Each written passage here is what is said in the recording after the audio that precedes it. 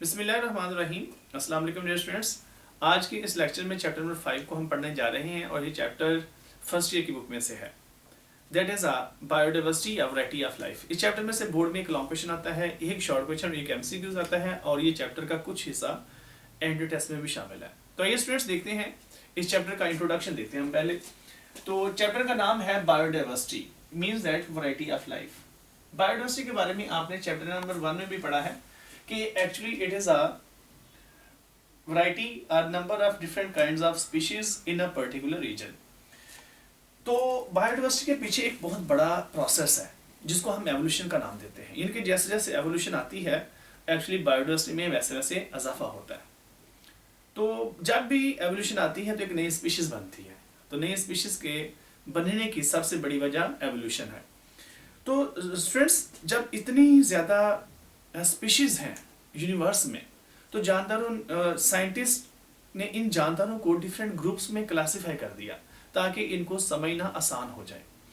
तो अभी तक जो टोटल डिस्कवर्ड स्पीशीज हैं वो कितनी हैं? वो नियरली अबाउट 2.5 मिलियंस हैं। ये इससे भी ज़्यादा हो सकती हैं लेकिन ये जो मेंशन है वो 2.5 मिलियंस हैं। लेकिन जो टोटल एस्टिमेटेड स्पीशीज हैं वो तकरीबन 5 to 30 मिलियंस हैं। यानी कि अभी कह सकते हैं कि अभी बहुत ज़्यादा ह्यूज नंबर में यू कैन से दैट के स्पीशीज अभी अनडिस्कवर्ड है। तो इन जो डिस्कवर्ड स्पीशीज हैं उनमें जो एनिमल्स हैं वो 1.5 मिलियंस हैं और जो प्लांट्स हैं वो 500 मिलियन प्लांट्स हैं। तो इसका मतलब ये हुआ कि इतनी ज़्यादा स्पीशीज पाई जाती हैं यूनिवर्स में, तो साइंटिस्ट इनको किस तरह से स्टडी करते होंगे। तो इनको स्टडी करने के लिए साइंटिस्ट ने क्या किया है, इनको जो रिलेटेड स्पीशीज हैं जिनके करेक्टर आपस में सिमिलर हैं उनको सिमिलर ग्रुप्स में डिवाइड कर दिया गया है और जो डिफरेंट स्पीशीज हैं उनको डिफरेंट ग्रुप्स में डिवाइड किया गया है। तो यहाँ पे हम डिस्कस कर सकते हैं कि टोटल एस्टिमेटेड जो स्पीशीज हैं जैसे मैंने अभी आपको बताया है वो तकरीबन 5 to 30 मिलियन है। ठीक हो गया जी। और जो डिस्कवर्ड स्पीशीज हैं वो सिर्फ और सिर्फ आप कह सकते हैं कि 2.5 मिलियंस। ठीक हो गया। और इनमें जो एनिमल्स हैं उनमें है 1.5 मिलियंस और जो प्लांट्स हैं इनमें शामिल हैं ओनली 0.5 मिलियंस। यानी कि आप कह सकते हैं कि 5 लाख। तो क्लासिफिकेशन की जरूरत क्यों पेश आई? Need for classification. जैसे मैंने अभी बताया कि एक बहुत बड़ी डाइवर्सिटी पाई जाती है जानदारों में, तो साइंटिस्ट ने इनको अपनी अंडरस्टैंडिंग के लिए अपने इनको डिफरेंट ग्रुप्स में क्लासिफाई करने के लिए और इनका आपस में रिलेशन स्टडी करने के लिए जानदारों को डिफरेंट ग्रुप्स में डिवाइड किया गया। क्लासिफिकेशन बुनियादी तौर पे है क्या? It is actually division of living organism into groups and subgroups on the basis of similarities and differences। तो सिमिलैरिटी और डिफरेंसेस की बुनियाद पर जानदारों को डिफरेंट ग्रुप्स में डिवाइड करना ही एक्चुअली क्लासिफिकेशन है। तो क्लासिफिकेशन के डिफरेंट वेज हैं। हम क्लासिफिकेशन डिफरेंट मतलब तरीकों से करते हैं। जैसे क्लासिफिकेशन को उनकी जो फिजियोलॉजी है, उनके फंक्शंस हैं बॉडी के, उनकी बेस पे क्लासिफाई किया जा सकता है। उनको मॉर्फोलॉजी की बेस पे क्लासिफाई किया जाता है। मतलब क्लासिफिकेशन के डिफरेंट मैकेनिज्म्स हैं। मतलब जैसे मैंने अभी बताया है कि उनकी मॉर्फोलॉजी की बेस पे, मॉर्फोलॉजी क्या होती है? दैट इज अपीयरेंस, उनकी स्ट्रक्चर की बेस पे किया जा सकता है। उनके बॉडी के फंक्शंस की बेस पे, फिजियोलॉजी की बेस पे। अब ये मॉर्फोलॉजी है, यू नो, ये डिफरेंट टाइप्स हैं। जैसे एक्सटर्नल मॉर्फोलॉजी है, इंटरनल मॉर्फोलॉजी है। तो मॉर्फोलॉजी की बेस पे हम ये भी देखते हैं कि उनके बॉडी के स्ट्रक्चर में सिमिलरिटी कितनी है। जैसे हम स्ट्रक्चर पढ़ते हैं होमोलोगस ऑर्गन्स, एनालोगस ऑर्गन्स, तो हम ये डिस्कस करते हैं अगर किसी बॉडी के जो ऑर्गन्स हैं उनमें सिमिलरिटी पाई जा रही है, उनके ऑर्गन्स एक जैसे हैं, स्केलेटन एक जैसा है, तो हम डिस्कस करते हैं कि उनका कहीं ना कहीं ओरिजिन कॉमन है। इस तरह से अगर उनके स्ट्रक्चर डिफरेंट है तो हम उनको कहते हैं कि इनका डिफरेंट लिनिएज है, इनके different you can say that ancestor different है। ऐसे ही उनके बॉडी के फंक्शंस हैं, उनके जेनेटिक्स कैरेक्टरिस्टिक्स के बेस पे हम उनको डिफरेंट ग्रुप्स में क्लासिफाई करते हैं। जो ओल्ड सिस्टम था क्लासिफिकेशन का वो बेस्ड करता था ओनली अपीयरेंस पे। यानी कि जिस तरह का कोई जानदार नजर आ रहा है, जैसे प्लांट्स की अगर हम बात करें तो उनके हाइट पे, उनके फ्लावर्स के ऊपर, उनके फ्लावर के कलर्स के ऊपर, तो इस तरह से उनको क्लासीफाई किया जाता था। लेकिन मॉडर्न जो सिस्टम है क्लासिफिकेशन का, उसका क्राइटेरिया कुछ डिफरेंट है। तो उनमें जैसे मैंने भी बताया कि उनकी मॉर्फोलॉजी के साथ साथ उनकी फिजियोलॉजी भी है, जेनेटिक्स भी शामिल है। क्लासिफिकेशन की बुनियाद 3 चीज़ों पे है। जैसे मैंने डिस्कस किया है homologies. What is homology? Homology is the study of similarities in structures and you can say that is study of different functions of different parts of body. ऐसे ही एक और यहाँ पे बात लिखी गई है कंपैरेटिव बायोकेमिस्ट्री। हम जानवरों की डिफरेंट कंपोजिशन के बारे में देखते हैं कि उनकी केमिकल कंपोजिशन किस तरह की है, उनमें कौन कौन से केमिकल कंपाउंड्स पाए जाते हैं, इस बेस पे भी क्लासिफिकेशन की जाती है। इस तरह से साइटोलॉजी है, study of cell structure and cell function is called as cytology and also it based on genetics. तो जैसे मैंने ये पहले भी कहा है, ये डिफरेंट वेज हैं और इनकी बुनियाद पर क्लासिफिकेशन की जाती है। क्लासिफिकेशन के ना डिफरेंट लेवल्स हैं, मतलब क्लासिफिकेशन को हम डिफरेंट, जब हम क्लासिफाई करते हैं ना, तो वो जानदारों को डिफरेंट लेवल्स पे स्टडी किया जाता है। तो हर एक लेवल को हम एक नाम देते हैं टैक्सॉन, यानी कि आप ये कह सकते हैं each rank of classification is called as a taxon. तो टैक्सॉन एक सिंगल रैंक को कहते हैं। जब मैनी टैक्सॉन्स होंगे तो उसको हम टैक्सा का नाम देते हैं। तो क्लासिफिकेशन के डिफरेंट लेवल्स हैं। तो सबसे जो छोटा लेवल है उसको हम क्या नाम देते हैं? स्पीशीज का। तो स्पीशीज से जो बड़ा लेवल है, स्पीशीज जब मिलती हैं तो उनसे उससे एक बड़ा लेवल बनता है जिसको जीनस का नाम देते हैं। जब डिफरेंट जेनरा मिलते हैं तो जेनरा से क्या बनती है? फैमिली बनती है, और फैमिलीज के मिलने से ऑर्डर बनता है। जब ऑर्डर्स मिलते हैं तो क्लास बनती है, और क्लास के मिलने से क्या बनता है स्टूडेंट्स? फाइलम बनता है। तो फाइला जब मिलते हैं, डिफरेंट फाइला मिलते हैं, तो उससे क्या बनता है? उससे भी बड़ा एक लेवल बनता है जिसको डोमेन का नाम देते हैं। तो इसको हम कहते हैं हायरार्की या लीडर का नाम देते हैं। तो जो क्लासिफिकेशन है वो एक लीडर की फॉर्म में है। जैसे देखें, ये पहला स्टेप कह लें, ये दूसरा स्टेप है, एंड सो ऑन। तो सबसे जो सिंपलेस्ट या लोअर लेवल है उसको हम क्या नाम देते हैं स्टूडेंट्स? स्पीशीज का नाम देते हैं। तो इस तरह से हम जानदारों को डिफरेंट ग्रुप्स में और सब ग्रुप्स में डिवाइड कर देते हैं। देखें, स्पीशीज से सब स्पीशीज भी हो सकती है, जेनरा से जीनस से सब जीनस भी हो सकती है, फैमिली से सब फैमिली भी हो सकती है, ऑर्डर से सब ऑर्डर भी हो सकता है, क्लास से सब क्लास भी हो सकती है, और फाइलम से सब फाइलम भी हो सकता है। तो मतलब ये है कि ये ग्रुप्स हैं फर्ज करें, और इनके सब ग्रुप्स भी हो सकते हैं, इनसे छोटे ग्रुप भी हो सकते हैं। तो इस तरह से हम जो जानदार आपस में बहुत ज़्यादा सिमिलर होते हैं उनको हम स्पीशीज में रखते हैं। मतलब उससे जो डिफरेंट होंगे फिर उनको हम जीनस में रखेंगे, और उसके बाद फैमिली में, और जो ज़्यादा उससे डिफरेंट होंगे वो उसको हम ऑर्डर में। ऑर्डर के जितने भी मतलब जितने भी डिफरेंट जानदारों के ऑर्डर होते हैं उनको हम एक क्लास में रख देते हैं। और क्लासेस का, डिफरेंट क्लासेस का मजमूआ होता है फाइलम, और डिफरेंट फाइला को हम डोमेन से पहले एक यहाँ पे आना था वर्ड जिसको हम कहते हैं किंगडम। यहाँ पे एक वर्ड आना था किंगडम, और किंगडम के मिलने से, यानी कि आप ये कह सकते हैं कि किंगडम डिफरेंट मिलने से बनती है डोमेन। तो यहाँ पे एक छोटा सा आपने एडिशन करना है कि किंगडम के मिलने से क्या बनता है? डोमेन बनता है। तो इस तरह से स्टूडेंट्स हम इसको डिफरेंट ग्रुप्स में और सब ग्रुप्स में डिवाइड करते हैं। तो इसका मतलब ये हुआ कि क्लासिफिकेशन का जो सबसे छोटा यूनिट है दैट इज अ स्पीशीज। तो आइए हम देखते हैं एक्चुअली स्पीशीज क्या है, हम स्पीशीज को किस तरह से डिफाइन करते हैं। स्पीशीज क्या है? हम कहते हैं species is a group of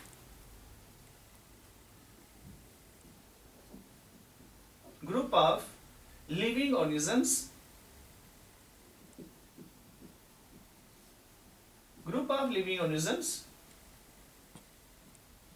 which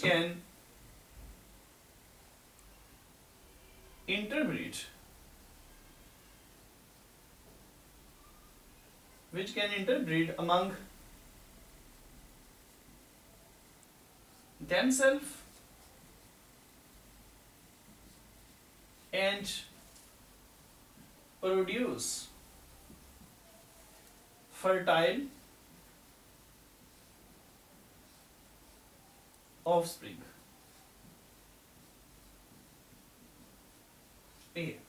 तो इसको बेटे हम कहते हैं स्पीशीज। तो स्पीशीज एक्चुअली जानवरों का ऐसा ग्रुप है जो आपस में इंटरब्रीड कर सके। इंटरब्रीड मीन उनमें सेक्सुअल प्रोडक्शन हो सके और उनसे जो नया जानवर बने वो भी फर्टाइल हो और उसमें भी ये एबिलिटी पाई जाए कि वो भी आगे अपनी नस्ल को बढ़ा सके।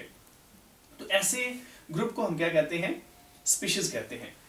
स्पीशीज की ये जो डेफिनेशन है ये एक ओल्ड डेफिनेशन है, मतलब बेशुमार ऐसे जानवर हैं जिनमें सेक्सुअल प्रोडक्शन नहीं होती लेकिन वो फिर भी स्पीशीज का क्राइटेरिया पूरा करते हैं, वो जीनस होते हैं, उनके अंदर भी क्लासिफिकेशन का मैकेनिज्म पाया जाता है। तो इससे भी ज्यादा प्रिसाइज डेफिनेशन ये आपकी बुक में मेंशन है, इससे भी ज्यादा जो प्रिसाइज डेफिनेशन है उसको हम लिख सकते हैं कि species actually is a group of living organisms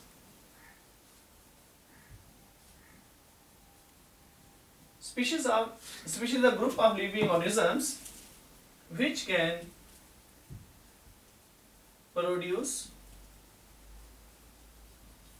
fertile offspring।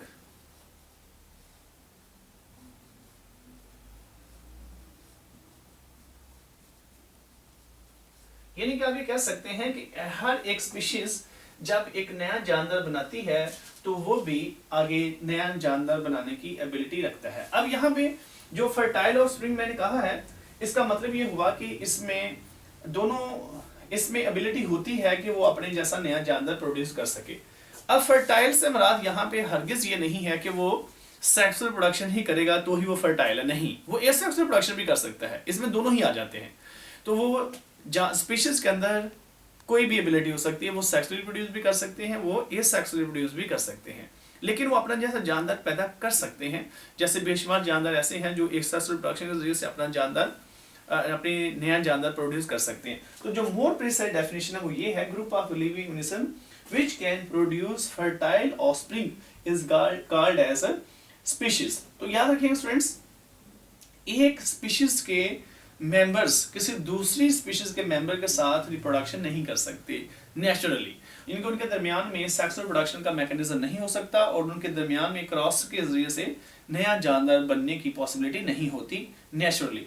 तो इस तरह से सम टाइम ऐसा किया भी जा सकता है कि अगर हम एक दो डिफरेंट स्पीशीज को अगर मिलाएं तो उनसे जो नया जानवर बनता है वो इनफर्टाइल हो जाता है।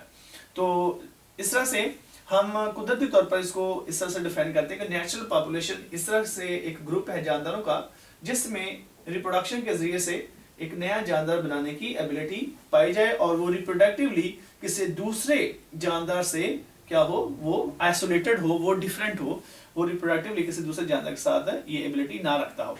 तो यहाँ पे स्पीशीज के चंद एक कैरेक्टरिस्टिक्स हैं। तो याद रखिएगा स्टूडेंट्स, स्पीशीज के चंद कैरेक्टरिस्टिक्स में आपको क्वेश्चन आ सकता है what is a species, write down it's different characteristics. ठीक हो गया। तो इसमें कैरेक्टरिस्टिक्स में आप लिख सकते हैं, जैसे मैंने अभी एक कैरेक्टर बोला भी है कि रिप्रोडक्टिवली इट इज आइसोलेटेड। ठीक हो गया जी, ये आइसोलेटेड होती है, मतलब एक दूसरे स्पीशीज के साथ ये रिप्रोड्यूसर नहीं कर सकती। ठीक हो गया। तो ये एवोल्यूशन की एक इंडिपेंडेंट यूनिट है, यूनिट ऑफ एवोल्यूशन। यानी कि हम ये कहते हैं कि जब भी एवोल्यूशन आती है तो उससे एक नई स्पीशीज बनती है। तो ये भी एक कैरेक्टर हो गया। इस तरह से हम ये कह सकते हैं कि हर एक स्पीशीज के every species has its own ecological characteristics। यानी कि हर एक स्पीशीज के अपने एनवायरनमेंट के अंदर कैरेक्टरिस्टिक्स हैं। मतलब एक स्पीशीज के कोई दूसरी स्पीशीज का, मतलब एक स्पीशीज किसी दूसरी स्पीशीज की जगह नहीं ले सकती एनवायरनमेंट के अंदर। मतलब प्लांट्स हैं, प्लांट की डिफरेंट स्पीशीज हैं, वो डिफरेंटली बिहेव कर रही हैं एनवायरनमेंट के अंदर, उनका डिफरेंट बिहेवियर है। इसी तरह से एनिमल है, एनिमल भी आप किसी भी इकोसिस्टम के अंदर डिफरेंटली बिहेव कर रहे हैं। तो हर एक स्पीशीज का एनवायरनमेंट के अंदर दूसरी स्पीशीज से बिहेवियर डिफरेंट है।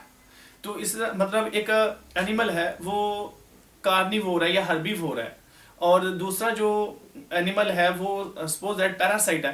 तो इस तरह से स्पीशीज का अपना एनवायरनमेंट के अंदर एक अहम किरदार है जो कोई दूसरा नहीं निभा सकता। तो हर एक स्पीशीज का अपने एक करेक्टर पाया जाता है इकोसिस्टम के अंदर, ठीक हो गया, एनवायरनमेंट के अंदर। तो इस तरह से हम ये कहते हैं कि जानदारों के दरमियान एक्चुअली कहीं ना कहीं रिलेशन पाया जाता है। तो उस रिलेशन की बेस पे ही हम जानदारों की इंसेस्ट्रल हिस्ट्री को स्टडी करते हैं और उसी की बेस पे हम जानदारों को क्लासिफाई करते हैं। डियर स्टूडेंट्स, यहाँ पे एक बहुत इंपॉर्टेंट क्लासिफिकेशन दी हुई है और ये लॉन्ग क्वेश्चन के तौर पे भी आपको पूछी जा सकती है। जैसे आपके सिलेबस में एक बात लिखी है उसने, write down the biological classification of corn. तो कॉर्न की सबसे पहले आप लिखेंगे डोमेन क्या है। आपको अगर क्वेश्चन ये आ जाता है कि कॉर्न की बायोलॉजिकल क्लासिफिकेशन लिखें तो सबसे पहले आप उसकी डोमेन लिखेंगे। डोमेन है जितने भी यूकैरियोट्स हैं उनकी एक ही डोमेन है, दैट इज यूकेरिया, यानी कि यूकैरियोट्स से मुराद है। तो अगर हम कॉर्न की किंगडम देखें तो किंगडम उसकी है प्लेंटी, ठीक हो गया जी। इस तरह से अगर हम उसका फाइलम देखें, हाँ, इन केस ऑफ प्लांट्स के अंदर फाइलम की जगह पे डिवीजन का वर्ड यूज होता है। तो हम यहाँ पे फाइलम की जगह पे डिवीजन का वर्ड यूज कर सकते हैं। तो डिवीजन इसका है ट्रैकियोफाइटा या एंथोफाइटा, एंथोफाइटा या ट्रैकियोफाइटा भी कह सकते हैं। क्लास कॉर्न की है दैट इज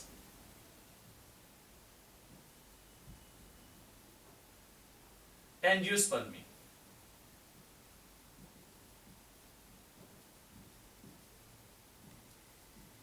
एंजियोस्पर्मी ऐसे प्लांट्स होते हैं जिनके सीड्स फ्रूट्स के अंदर पाए जाए। तो ऑर्डर इनका होगा पोएल्स, फैमिली पोएसी, जीनस जी और स्पीशीज इनकी है मेस। यहाँ पे एक ना और बहुत अहम करेक्टर है, स्पीशीज को जब भी रिप्रेजेंट करना है, जब भी उसको साइंटिफिकली लिखना है तो उसको स्मॉल लेटर में लिखेंगे। उसका पहला जो आपने डिजिट लिखना है, अल्फाबेट लिखना है, वो भी स्मॉल लेटर में लिखेंगे। तो इस तरह से ये आपको नजर आ रहा होगा कि स्पीशीज के जितने भी अल्फाबेट्स हैं सारे के सारे स्मॉल लेटर में लिखे गए हैं, जबकि जीनस का मैंने बड़ा लिखा है, बाकी भी बड़े लिखे। तो असल में ये रिप्रेजेंट करने से मुराद ये है कि जब भी हमने किसी भी स्पीशीज का, किसी इंडिविजुअल का साइंटिफिक नेम लिखना है तो हम जीनस और स्पीशीज को लेते हैं। मतलब कॉर्न का साइंटिफिक नेम अगर आपसे पूछा जाए कि कॉर्न का साइंटिफिक नेम बताएं तो आप क्या लिखेंगे, जी बेस। अब दोनों को अलग-अलग अंडरलाइन भी करेंगे इस तरह से, ठीक है जी। अगर आप इसको मतलब टाइप कर रहे हैं तो आप इसको इटैलिक फॉर्म में लिखेंगे, और अगर आप हैंड से लिख रहे हैं तो इसको आप दोनों को अलग-अलग लिखेंगे और दोनों को अलग-अलग अंडरलाइन भी करेंगे। In case of human classification, human की भी क्लासिफिकेशन की जा सकती है। ह्यूमन का जो डोमेन होगा वो भी यूकेरिया है, लेकिन उसकी जो किंगडम है वो जाहिर है वो प्लांटी नहीं है, वो एनिमेलिया कहलाएगी। फाइलम उसको आप लिखेंगे कॉर्डेटा या वर्टिब्रेटा लिख सकते हैं आप। क्लास मैमेलिया लिखेंगे, ऑर्डर में आप प्राइमेट्स लिखेंगे, और फैमिली ह्यूमैनिडी लिखेंगे, जीनस होमो, और स्पीशीज लिखेंगे आप सैपियन। तो इस तरह से ह्यूमन का जो साइंटिफिक नेम होगा वो क्या होगा, होमो सैपियंस। तो ये था स्टूडेंट्स आज का लेक्चर। इसमें से जो शॉर्ट क्वेश्चन है वो आएगा आपको, व्हाट इज क्लासिफिकेशन। तो क्लासिफिकेशन क्या है, it is a mechanism, it is a process जिसमें हम जानदारों को ग्रुप्स और सब ग्रुप्स में डिवाइड करते हैं on the basis of similarities and differences, ठीक हो गया। और इसके बाद एक क्वेश्चन आपसे ये एमसीक्यू में पूछा जाएगा कि टोटल एस्टिमेटेड स्पीशीज बताएं, डिस्कवर्ड स्पीशीज, इसमें एनिमल कितने हैं, प्लांट्स कितने हैं, और क्लासिफिकेशन की बेसिस, ये भी शॉर्ट क्वेश्चन पूछा जा सकता है, ठीक हो गया। फिर आपसे पूछा जा सकता है स्पीशीज क्या है, what is species, write down the characteristics of species. फिर आपसे ये क्वेश्चन पूछा जा सकता है कि कॉर्न की क्लासिफिकेशन बताएं, कॉर्न की क्लासिफिकेशन बताएं या ह्यूमन की क्लासिफिकेशन बताएं। दूसरा से इनको आप बड़े आसानी से आप अटेम्प्ट कर सकते हैं। तो स्टूडेंट्स अपना बहुत ख्याल रखिएगा। अल्लाह हाफिज।